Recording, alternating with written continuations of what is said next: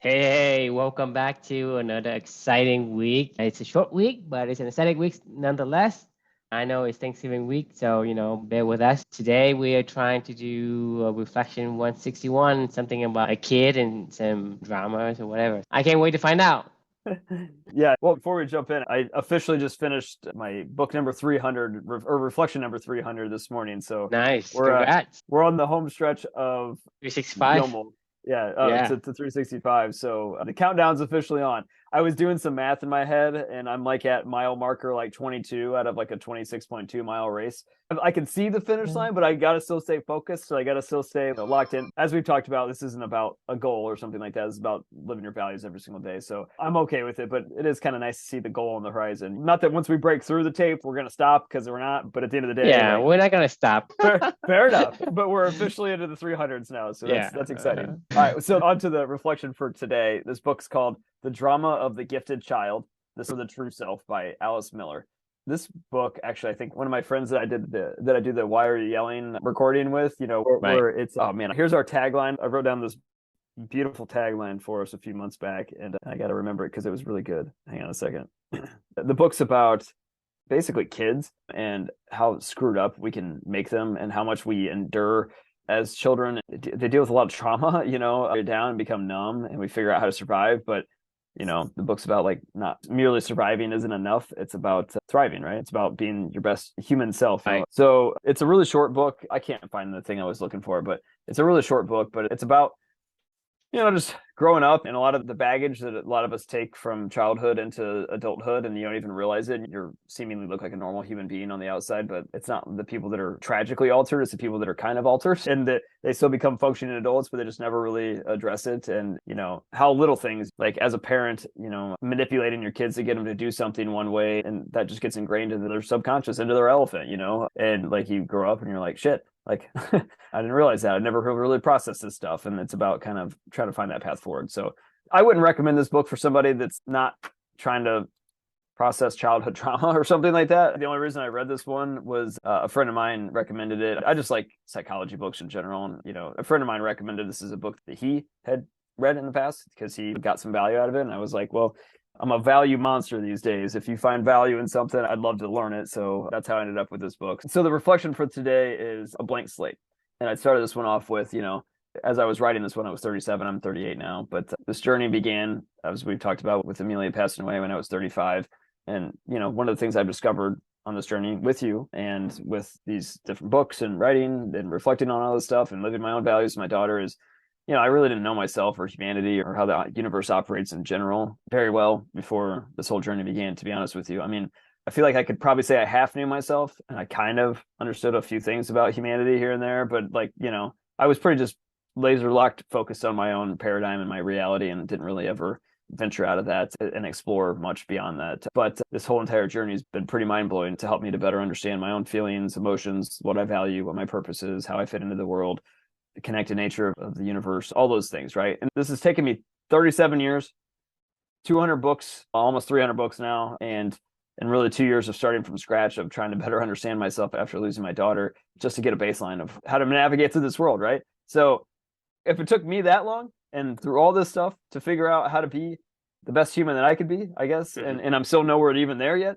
like how the hell do you expect a 2-year-old child or a 3-year-old child to be able to understand any of this stuff, right? And the answer is, as we all know, it's impossible. So this is when it goes back to the sad reality of what I'm starting to understand as we've gone down this journey is there's a bunch of emotionally stunted children out there in the world being raised by a bunch of emotionally stunted adults. It's like just a sick, it's a cycle over and It's a over again. spiral, actually. It's not even a cycle. It's a Yeah, spiral because it gets worse and worse every single year just because you think whatever you got from your parents is what you're supposed to do, and then you do it even more to your kids, and right. eventually your kids becomes like compressed into this little unit of whatever society tells you that you have to be.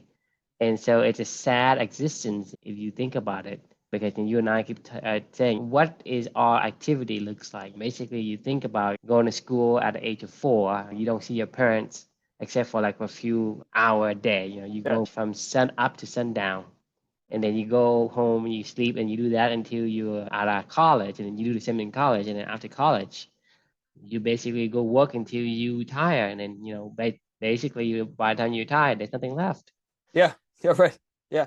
I mean, like we had this conversation about my father. I love my father to death. I mean, but like we had this conversation about my dad a couple I don't know, reflections ago. I can't remember when we Hmm. talked about it, but he had just retired, and he was sitting around struggling to figure out like how to keep himself engaged right now. And I had asked him, I was like, Dad, what do you love to do? And he's like, I don't know. Like, yeah, and he's 65 years old. I'm not saying that's sad, because it is. I think to your point, his parents were pretty emotionally stunted. I love my grandparents as well, but they passed that down to my father. My father couldn't even say goodbye to my daughter when I had him on a video chat. He was almost stone cold, emotionless. It didn't bother me because I understand my dad, but at the same time, I wish he could have shown some more emotion, even for me. Like after my daughter passed away, like, and I was, I'm still in pain, but I was really hurting after that. And like, my I told my dad, like, I mean, I shared my feelings with him. I was like, Dad, I love you, but like, it really hurts when you see your son in pain. Like I saw my own daughter in pain, and like I would give anything to try to change that and to help her and to be there for her and to help her through the process. I was like, I don't know, I don't see you feel that. You don't express that to me at all, and I don't need it. But like at the same time, I also ended up having to have this journey to be able to discover a lot of these things, right? And like this isn't how it should work, right? Like you shouldn't have to have an atomic bomb event to blow up your world to be able to start to understand, who we are, what's important to you, and equip you with tools to be able to navigate this world so you can live your own purpose, I guess, and to be the best of what we can be as a human. And the truth is we can do better. We will do better. That's why I look at Luca and I think, and Amelia taught me so much, and she was my child versus the other way around. And I look at Luca and I think about this whole journey, and we're leaving a trail of crumbs for him and for my other future children to come. And I even think about how I'm coaching my team right now these days with my new role. A lot of these conversations that I'm having with them every single day are about this and about this kind of concepts and about understanding yourself and being able to bring that out into your work and to make your work meaningful and to make the people around you and to not worry about outcomes, just like to really embrace, humanity and meaningful work and meaningful relationships and what you care about and what you don't, Anyway, that's what I feel like a parent's number one job should be, to really help their children to understand this stuff, because they're a blank slate until they get to be a certain age. Like they are only going to do what you teach them to do. We can do better for this stuff. I'm grateful to my daughter for helping me to see a better way in life. It wasn't my parents, and I'm not saying my parents were bad. I don't think I'm a traumatized child going into this world. You don't know what you don't know. Maybe I was emotionally stunned. I don't know. You are at some level, and I'm I am sure. too at some level. I'm pretty stunned as well. Just like you say, a lot of times your society tells you, you got to take it like a man, regardless how much pain you have inside you, you got to hold it in until, whatever. To me, that's what society is telling you. A lot of times we are being stunted to a point where, I mean, if you think in the future, like when all these are not an issue anymore, you will be horrified by how we are being compressed into these dogma that for whatever reason became a structure of society.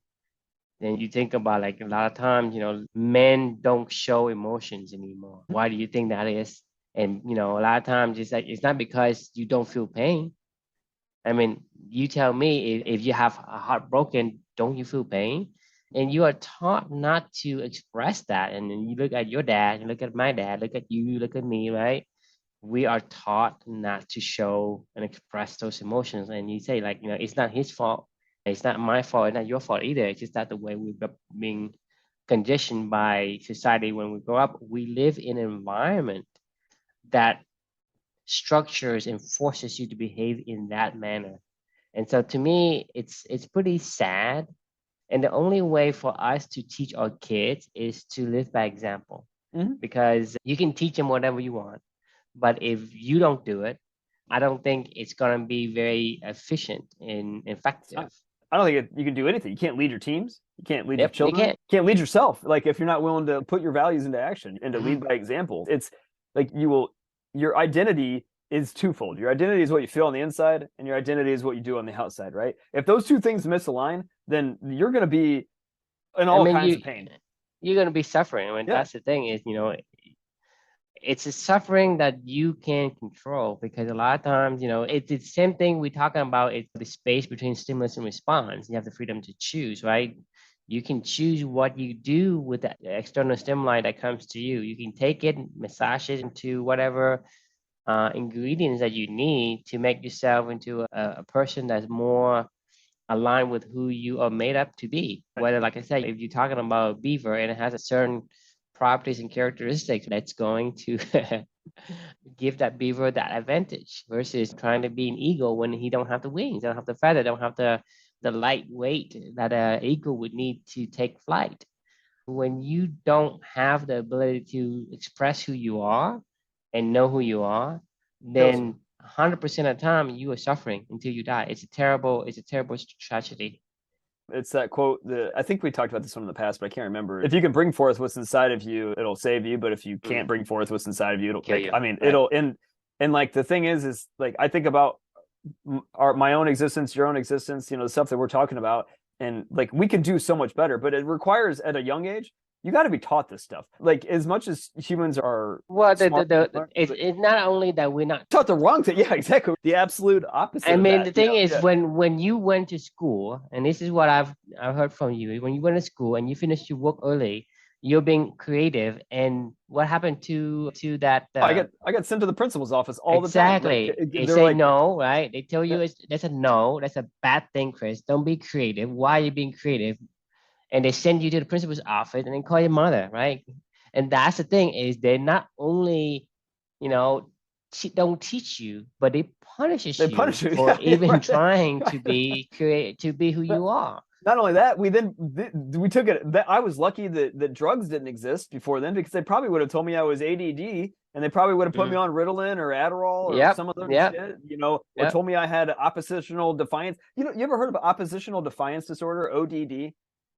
No, and that's the Okay. first I heard of it. So my wife, I remember when she was an educator. She is an educator. She's a principal at a charter school that she founded. When she first started her teaching career, she did it through this program called Teach for America, and where they put you into these inner city school districts for 2 to 3 years. They take people that she wasn't even a teacher in college. They just take people that they want to make a difference and give them a 3-year program where they go and teach. And if they want to continue teaching, they do. If they don't, they don't. Well, she stayed in education, and she's made a long, successful career out of it. Now she's a principal at a charter school that she founded. But when she first started, I kept hearing her talk about this thing called ODD. And I was like, what the hell is ODD? And she goes, it's called oppositional defiance disorder. And I was like, what the hell is that? You got these kids, like, they just don't want to do what their authorities are saying. And they have like outrages and they throw. And I'm like, it sounds like it's just a kid throwing a temper tantrum and don't want to do what you're asking them to do. And she was like, well, I guess that's kind of what it is. And I was like, you labeled that opposite, like, and then they give them drugs because they're like, no, it's just a kid doesn't want to comply to authority figures, or something like that. I don't think that they're like clinically insane. They're just doing what they're, I mean, I don't know. Wait a minute. What the hell is oppositional defiance disorder? Like when somebody's opposed to you and you don't like it, you say it. Like that's a bad thing. But you're so right. Not only do we not encourage it, we punish it, and then we like drug it out of you. It almost reminds me of that book. And the thing is that if your parents weren't, because your parents is pretty understanding of what you did, and a lot of parents aren't aware, and they will punish the kids. Hey, your teachers told me that you're not behaving or whatever, and then the school shuns you, the environment, your environment, your classmates, and everybody shuns you, and then your parents shuns you. Say, hey, you cannot do that. Right. And so the thing is, a lot of times, someone's are luckier where they have parents who are understanding and they can say, well, that's not really too bad. I'm not gonna, as long as you do your good work, I don't really care. Some parents they do, and some parents they punish you even more after the school punishes you, and so it's a big, I guess like heavy traumatic debt that you incur by growing up in a society that conditions you for those kind of things. Yeah. And you turn out to be exactly the way that society wants you to be. If you don't, right? And you talking about the ODD, right? To me, it seems fitting because it spells odd. And I always feel like I'm always odd because I hated authority just because it doesn't feel right with me. So I would rather be the black sheep. And everybody calls me, I'm the black sheep of my family or black sheep of society, whatever. And I accept it. I say, well, fine. if that's the way that you label me, then I'll take it. And but that's the thing, you know, a lot of times, and a lot of people, I mean, they don't oppose. They just take this as whatever And they're told that's good. society tells you, right? And say, okay, if that's what you say is good, then I'll take it as good, and then I'm going to grow up and I'm going to tell my kids those are the wrong things to do. It's a spiral downward in what what we see as these suppressions of individuality. It's awful. The more we grow to different further generations, the less individualized we are, the less creative we are. It's an epidemic, I feel like. And the only reason I got away, the only reason that I survived the traditional models of education, and not to say that I was traumatized by it, but the only reason that I even was able to navigate my way through that world and somewhat have a successful academic career was because I did my work really, really well and fast. And I appeased the outcomes that they were hoping, and then I did whatever I wanted to. I don't know that I definitely did not do this on purpose. I just wanted to do it so I could go do the stuff that I wanted to do. I was like, look, if this is my trade-off that I have to give, I was like, look, I like learning, so I'll learn and I'll get my work done, and I like achieving, so I'll get this stuff done. But then I want to go play because that's what I want to go do. I want to go explore. I want to be creative. And I got the thing is that they both were one would wash out the other one. Like they could never punish me because I did what they asked me to do over here. But also at the same time, they wanted to let me know that it's not cool. Like you're still not you can get away with this because you did what I asked you to do at a high level, right? Like, and that's first off, that's wrong in itself. But then the second point to this that I was just like Patagonia all over. right. No, actually, to that point, and to kind of the educational side, one more quick example of my educational career. In my 8th grade year at St. Mark Catholic Grade School, which is I loved it. Like I went there. I still some of my best friends I still went to grade school with. I'm still best friends to this day. You know, I don't mind my Catholic educational upbringing. I went to a Catholic high school as well. I wrote the dress code, hand wrote the dress code, which was like 3 pages long, 85 times, I think, in my 8th grade year. I'm not joking. 85 times. Didn't you just learn your lesson? And I was like, no, I didn't want to tuck in my fucking shirt. They were like, tuck your shirt. They would come by me every single day, and I would, you know how you can roll your shirt up a little bit? So I would roll my shirt up because I just didn't like tucking in my shirt. And then it would unravel a little bit, and then they would be like, Mr. Sears, is your shirt untucked? And I was like, oh, fuck, it is. And they're like, here, write the dress code. And I'm like, oh, God damn it. I sat in the principal's office one day. I had to write it 14 times in one day. And I was like, this is insane, guys. I spent all day, my hand was like cramping at the end of the damn day. And I was like, this is nuts, right? You know, but I didn't break it. I still did what I wanted to do. The second thing that I was going to say to your Patagonia stuff, this is why I'm having a really hard time right now with Luca going to daycare, because I'm traumatizing the shit out of him right now. I am traumatizing him on purpose because I have to go to work. And because he has to learn how to be in a group of other people at this educational institution. And this is how life just is, you know? And I'm like, no, it's not. Like, you don't just shove kids. When I dropped him off today, it was almost like I don't know, the visual in my head is like a Chucky movie or something like that, where like the creepy little kids come out of the closets and they're like, oh, and they just start grabbing his hats, taking his stuff from him, and I just like walk away from him while he gets devoured by like 7 other kids that just like jump on top of him, and he's sick already, you know, and he's, you know, all this, and I'm like, why am I leaving him with these people? And there's 2 very nice ladies running around there, like with I don't know how they keep their mental, you know, capacity together, even though there's only 10 kids in this daycare. Like 2 people dealing with 5 toddlers is like, I would. Like, you know, my brain would explode, right? But I keep thinking to myself, like, why am I doing this? Like, this is not how it's supposed to be. Humans don't just go take their kids somewhere and drop them off so they can go to work all day long, because that's what you're supposed to do. You just got to deal with it. Everybody keeps telling me, Chris, you just got to deal with it. You just got to deal with the fact that he's going to get sick. This is what the masses have to do if you want to be a 2-person working household, you know, blah, blah, blah, blah, blah. And I'm like, this is fucking wrong. Like, I mean, it's not right. I'm traumatizing my child, and now I'm going to have to, like, and I'm doing it on purpose. I'm making him sick, and I'm doing it on purpose. Why? I'm really struggling with this one.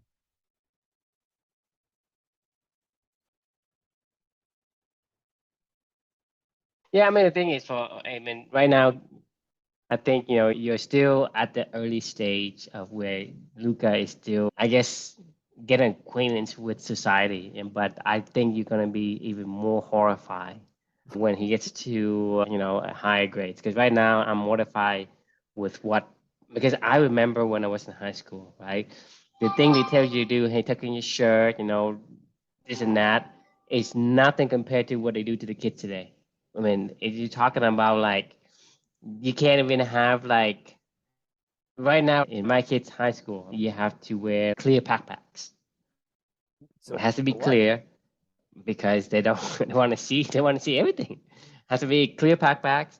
You have to wear exactly the color. Let's say your shirt or your pants is not khaki and it's kind of pinkish because you put into pink laundry, not acceptable. They write you down, they punish you for just the littlest thing. I mean, not only that your parents have to pay for this punishment, that you Right. have to pay for. I mean, not before, like, hey, Mr. You get Sears, fined?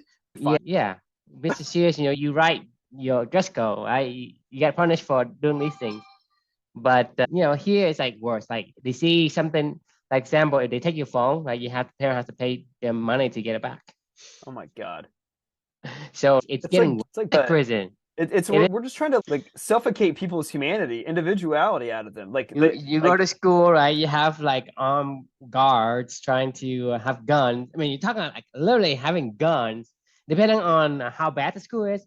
I mean, you're talking about this guard with like a really M16 automatic, like those rifles they see in the military walking around. man, it just makes me want to go move to like a hippie commune somewhere where like, there's a group of like 4 or 5 families that just raise their children all together or something like that. If you remember what I told you about the WeWork co-founder, Miguel, and that girl, Allie, that started Dry Bar, they both started multi-billion-dollar organizations and they both lived in a hippie commune that was only woman led. There's like 5 women and a handful of kids or whatever that lived in this commune. And 2 of them turned out to be billionaires someday. Is that a coincidence? I think not. There's no way. They grew up being themselves and understanding what it means to be a human. We are just stifling, like talk about the drama of the gifted child, right? We are just destroying people's, we're suffocating who they are inside. And then we're telling them the rest of their life, like, this is just how it is Think about themselves. it. You think about it. What happens to your creativity, your thinking? Imagine you're an elephant and a rider. What happens to the elephant when he tries to go do the right thing and you whip him, right? He will stop doing it. The elephant will stop doing whatever it is he's doing, right? So when we're born, when they grow up, they ask 100, 300 questions a day, right? And you whip them every time they ask you questions. What happened to them? They will Stop stop asking asking questions. questions. Right. Similarly, if you think about it, if your brains are made to imagine things, to think, right? A thinker. A lot of times the populations of humans on this earth do not like to think. It's hard for people to think. It's not because they are not a, they're not pre to thinking. It's just that they've been stunned to think when they were younger. So when they grow up, they don't think anymore. So Oh they yeah. rather do manual labor than to be a thinker. So the think is hard, right? To me, that's statistic. I don't know the statistic for real, but I believe it. And the reason for that is because you stop thinking and because you are punished for thinking, you're punished for being creative. So that's what I'm saying is like you are the rider and elephant, and if elephant does something, you whip it, it will stop. The kids ask 300 questions a day. You told them to stop asking the questions and eat your damn fries at the And, McDonald's. They will and then you're in stop the asking the opposite. questions. Yeah. And then when he grows up and say, "Hey, why are you like a turd? You don't do shit, right?" Right. And the kids like, "I don't know." You turn them into that, I don't know, zombie or whatever you want to Yeah. call that. We did it to them because I guarantee you, I have 4 kids, and I've seen other kids too. When they are younger, they have a very imaginative mind. They are so creative. They are just born naturally creative. But when they get older, they stop being creative. Why is that?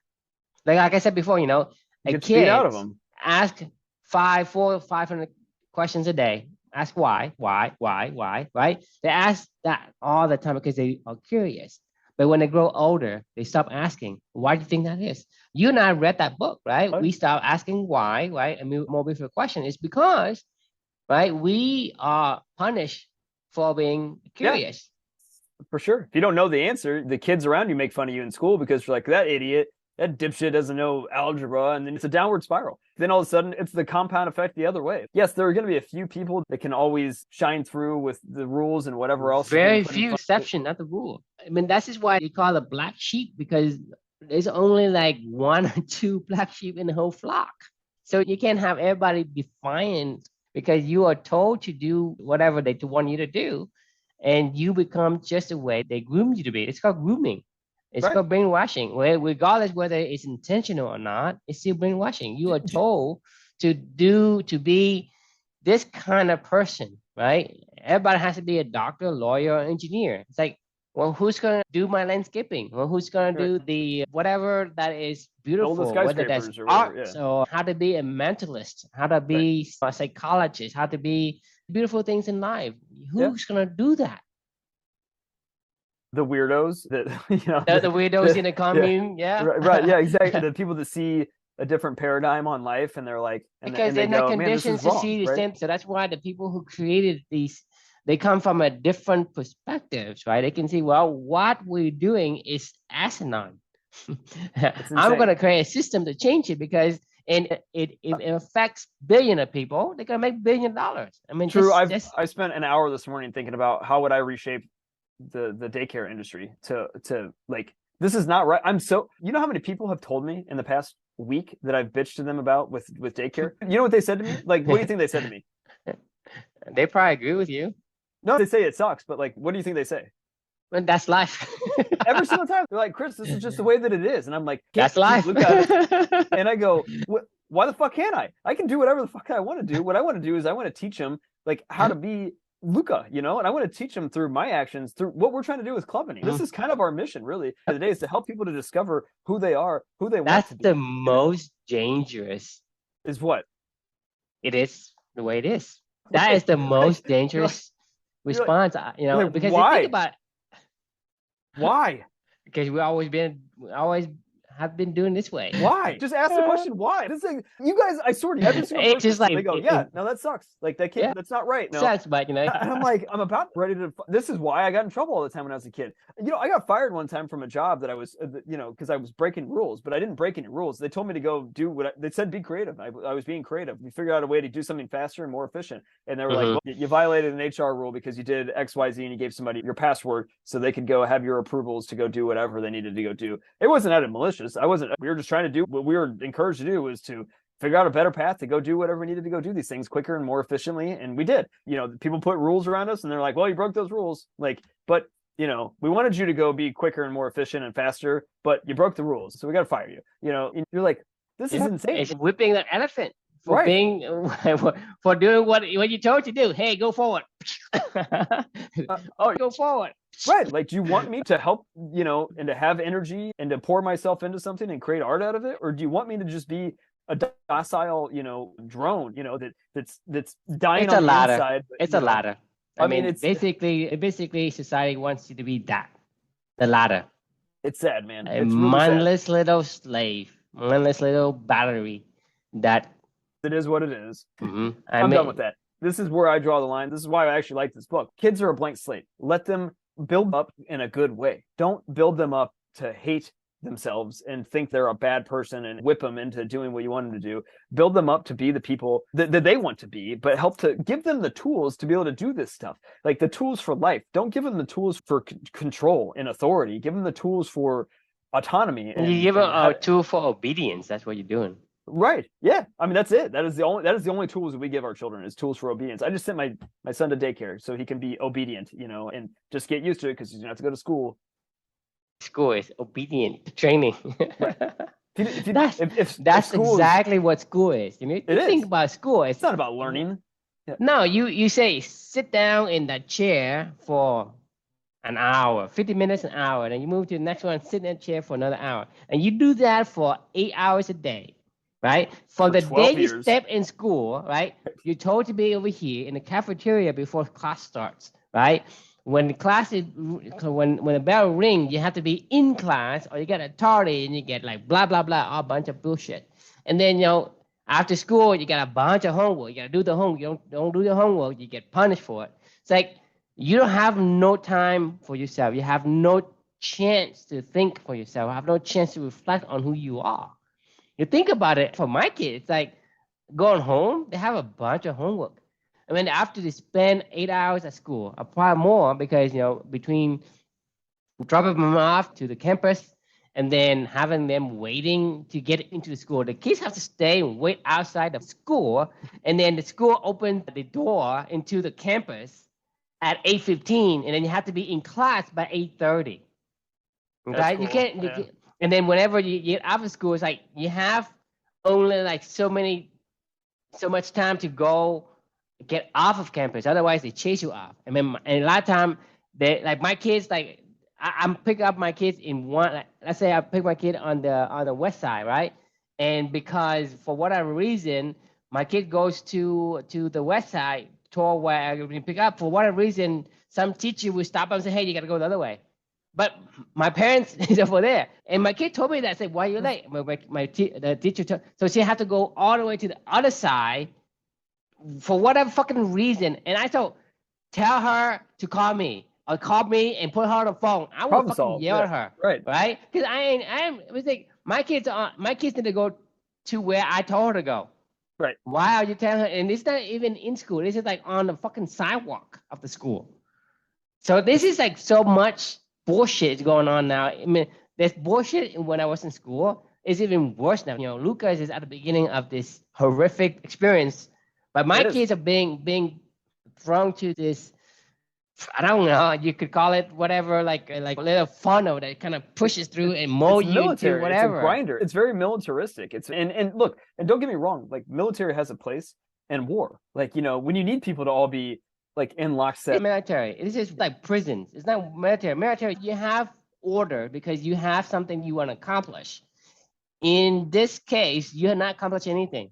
You're not trying to save anyone. You're not having missions or any kind of goal or objective that you're trying to make happen. Right. When you go to school, your job is to be like an obedient prisoner.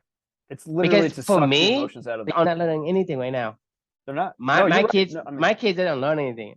I mean, the entire goal is to suck their emotions out of them. I mean, honestly, like that is really it. Is to make them emotionless. It's like if you treat them in this way, there's no way they can figure out what's logic and what's not logic. Because, for example, my kid, she joined a band, right?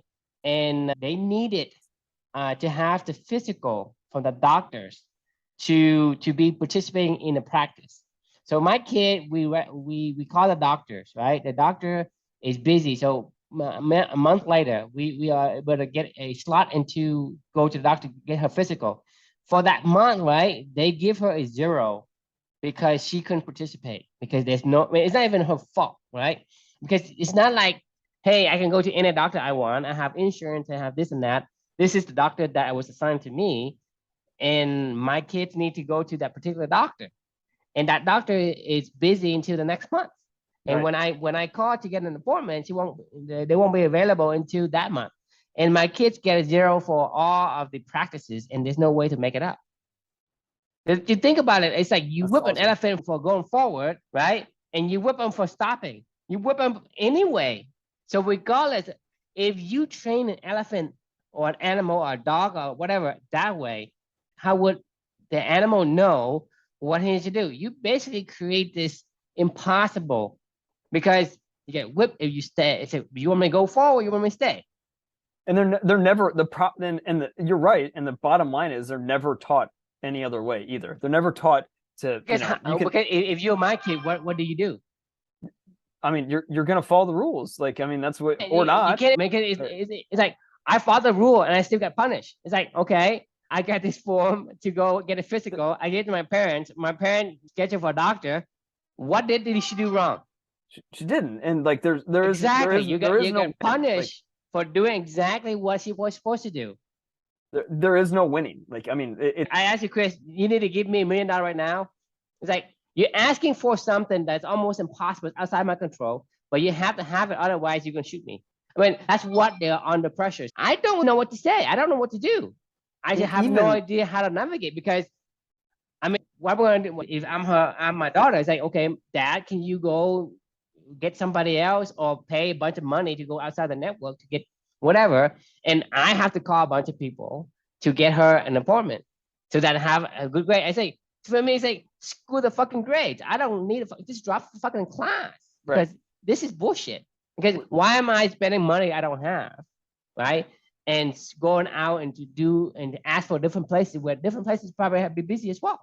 Because a lot of doctors, they are like 2 months out, and sometimes they don't accept, the new patient. So a lot of doctors, you can't just go, okay, because I'm a new patient, I'm gonna go and get you, and you're gonna have it available. It's not even like that, right? And another thing is, like I say, you don't have the money. You can't just throw money just because you're not a millionaire. And so they're forcing these kids to be in an impossible place. Yeah. And to me, that is the stupidest thing I've ever seen. And not only that, that is 100% true. And even if you do succeed in that system, you're even not happy either. The system. But even if you do succeed, you're still unhappy. Like you see it time and time again. The Michael Phelps of the world, or the person that goes to Harvard that played violin and they got a 4.0, 4.5 GPA on 4.0 scale. That they had all the extracurriculars. They're so anxious and panicked and feel they're always held to the standard that's completely, they don't even choose it. Like it's Andre Agassi, right? Like when he was 8 years old and 5 years old and his dad's feeding balls in a ball machine to him and yelling at him, he called it the dragon. He would yell at him all day long, hit it harder, hit it harder. Eventually he did and got really good at what he wanted him to do, but he had no feelings on the inside. He sucked everything out of him. And like when it took him an entire lifetime to figure out, and his own life derailing, in a lot of ways, like divorces, being drugs, his career falling apart, for him to go, shit, like this isn't what I even really care about. Like, why am I doing this? But like, I feel like we all go through this, but like, why? Like, why are we all going through this? We can teach kids you can teach your children and I can teach my children, but like, this is our mission, our shared mission together. We want to teach as many people as we can that you don't have to live life this way. Like you can live life with values at its core, with balance at its core, with, understanding who you are and doing that on purpose, and being fulfilled every single day and having meaningful work and being able to create art. And not art as in like you're some that's a pandemic, right? And it is because you look at all the kids nowadays, a lot of young kids are depressed, beyond depressed. I mean, they're literally beyond depressed. I have a friend that has a 13-year-old and they were talking about committing suicide because and I was like, what? It's 13. He was like, yeah, he's under a lot of pressure, like bullying and pressure from school and trying to do all this other stuff. I knew that kid since he was 5 years old, and he was like the bubbliest beautiful little kid ever. And then, because that's his personality. Right. I know. You can't be blubby. I actually do have to cut this one off for tonight just because I got to go take care of the little guy who just got home. So, and you're in Florida. So, but yeah, man, like the bottom line is every kid's a blank slate. It's our duty to teach them the skills and yeah, I mean, the thing is, it's a blank slate. You scar the slate. You could do some bad stuff to that blank slate too. So do good, and we're going to try to do good in our lives, and we're going to try to help as many people as we can, starting with ourselves and starting with our own families and starting with everybody else around there, right? That's our goal. Any final thoughts? Yeah, I mean, like I said, we have to be ODD. ODD to be ourselves. If you don't, then you'll be a mindless slave or drone or whatever you call it. So did you read the definition of this? Did you read the definition? No. Take your face word for it. It's a type of behavior disorder. It's most likely diagnosed in childhood. Children with ODD are uncooperative, defiant, hostile toward peers, parents, teachers, and authority figures. They are more troubling than they are to others than they are to themselves. I mean, this just sounds like somebody that's just tired of dealing with somebody else's shit. And they're like. I am definitely ODD. Well, they'd put you on drugs now too. I'm ODD too. Fuck you all. Like, we're fine. Like, you're the ones that are stupid. You guys are DDD. Like, the thing is, deficiency. It's fortunately for me, my parents are poor, so they can't afford the drugs.